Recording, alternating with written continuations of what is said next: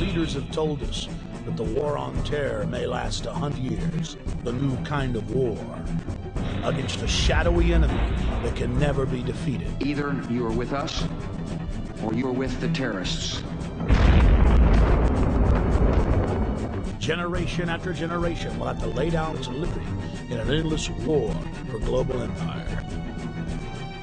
It was a breathtaking display of firepower. And the Pentagon says we ain't seen nothing yet.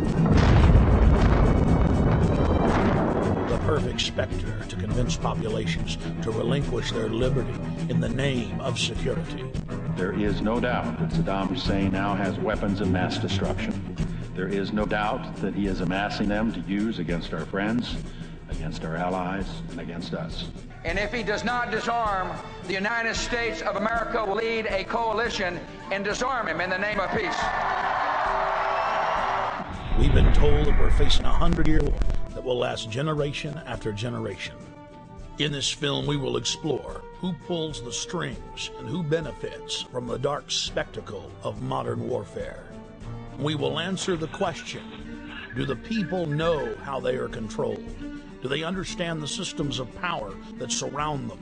The modern propaganda machines of public relations that wash their brains and fill their minds full of ball games and mindless fluff? Is the population beginning to realize that governments throughout history have used the specter of fear to drive their populations into acquiescing to total tyranny? September 11th, national ID cards, Big Brother, the Iraq War, the 7/7 bombings in London, the invasion of Iran. How are they all interconnected? In previous films, we have focused predominantly on September 11th as the foundational event, the pretext for the current geopolitical structure. The smartest thing to do is pull it. And they made that decision to pull. Then we watched the building collapse. National polls show that most Americans and Westerners believe the official story of 9/11 to be a fraud. And a large part of that majority believes that 9/11 was an inside job. But the establishment press continues to contest any alternative view concerning 9/11. In this documentary, we will first look at historical events that are not contested, events where the fact of government-sponsored terror is not debated, but in fact openly admitted to by Western governments. There are literally hundreds of examples of government-sponsored terrorism in modern history, or what are known as false flag operations. We're going to start by looking at just 5 past examples, then we'll look at several modern cases. What is a false flag? The encyclopedia definition reads, false flag operations are covert operations conducted by governments, corporations, or by other organizations which are designed to appear as if they were carried out by other entities. The name is derived from the military concept of flying false colors, that is, flying the flag of a country other than your own. There are many variants of false flag operations, but one of the most popular carried out by governments is to stage a terror attack or horrible criminal incident and then blame it on your political enemies. One of the best known cases of a false flag op was carried out by the newly elected Adolf Hitler on February 27, 1933. Nazi documents uncovered at the end of World War II, as well as testimony during the Nuremberg trials, revealed what many historians already suspected, that Hermann Göring had set fire to the Reichstag, the German parliament building. The Nazis then produced their patsy, Marinus van der Lubbe, an extremely mentally handicapped young man who was found rolling around in an alley behind the Reichstag naked. Van der Lubbe was then taken before a Nazi show trial, found guilty and sentenced to death. He was beheaded on January 10, 1934. Using the crisis he had created to pass laws similar to the USA Patriot Act, Hitler became dictator and set his sights on the world. By March of 1939, Hitler had already seized Czechoslovakia. Having gained both Austria and Czechoslovakia, Hitler desired to move east against Poland, but he did not want to look like the aggressor. Hitler needed an excuse for attacking Poland. It was Heinrich Himmler who came up with a plan. Thus, the operation was codenamed Operation Himmler. On the night of August 31st, 1939, the Germans took an unknown prisoner from one of the concentration camps, dressed him in a Polish uniform, took him to the town of Gleiwitz on the German-Polish border, and then shot him.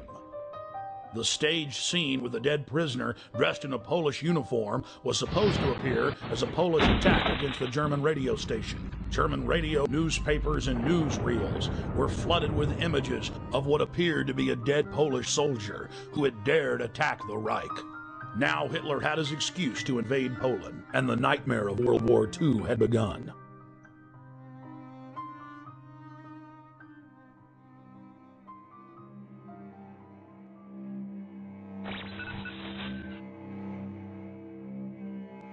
In 1953, the Central Intelligence Agency, working in tandem with MI6, overthrew the democratically elected leader of Iran, Dr. Mohammad Mossadegh. Mossadegh had been educated in the West, was pro-America, and had driven communist forces out of the north of his country shortly after being elected in 1951. Mossadegh then nationalized the oil fields and denied British Petroleum a monopoly. The CIA's own history department at CIA.gov details how U.S. and British intelligence agents carried out terror attacks and then subsequently blamed them on Mossadegh. In the late 1990s, large sections of Operation Ajax were declassified. The field commander of Operation Ajax was none other than the grandson of President Theodore Roosevelt, Kermit Roosevelt. Before his death in 2000, Roosevelt went public to the media, bragging about his patriotism in carrying out terror attacks in Iran and blaming it on the government.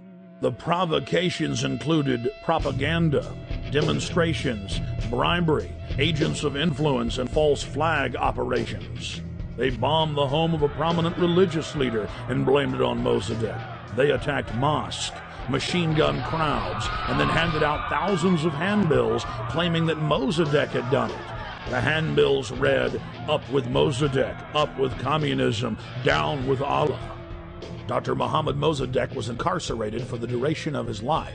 He fared better than many of his ministers who were executed just days after the successful coup for crimes that MI6 and CIA had committed. The CIA then formed the dreaded Iranian Secret Police, or Savak, and a 25-year reign of terror and torture then commenced.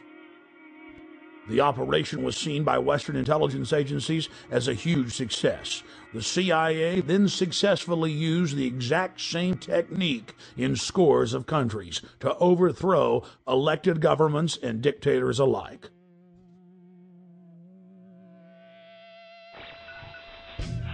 Operation Gladio is an umbrella name for literally hundreds of bombings carried out by Western intelligence agencies and NATO in Italy, Western Europe, the Middle East, Latin America, and Asia. From 1947 until 1981, Italian presidents have gone public admitting Operation Gladio targeted innocent civilians and was to be blamed on leftists and communists. On November 22, 1990, the European Parliament had a resolution condemning the activities of Operation Gladio. The former Italian intelligence chief has come clean concerning Gladio's actions as well. Many other countries have declassified documents concerning Gladio. It is part of the public record that our government and other Western governments targeted trains, buses, schools. Several times operatives zeroed in on school buses, knowing that images of dead children